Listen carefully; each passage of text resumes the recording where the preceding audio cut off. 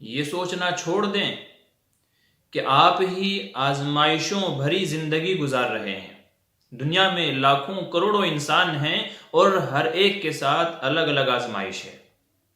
آپ کا کام ہے معاف کرنا، ہمت کر کے آگے بڑھ جانا اور مقابلہ کرنا۔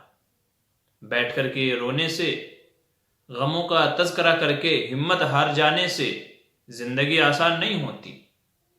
مصیبتوں سے نکلنے کا راستہ اپنایا جاتا ہے۔ مصیبتوں میں، بھول بھلیوں میں پھنس کر کے بقیہ جو زندگی بچی ہے اسے بھی جہنم بنانے سے کوئی فائدہ نہیں۔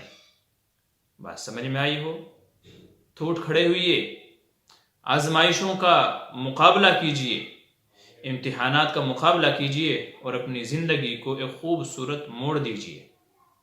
ٹوٹنے کا مطلب بکھرنا نہیں ہوتا۔ ٹوٹنے کا مطلب ہو سکتا ہے پہلے سے بہتر انداز میں جڑ جانا۔ اپنی زندگی کو ایک مقصد دیجئے، ایک رخ دیجئے، پہلے سے زیادہ محنت کیجئے۔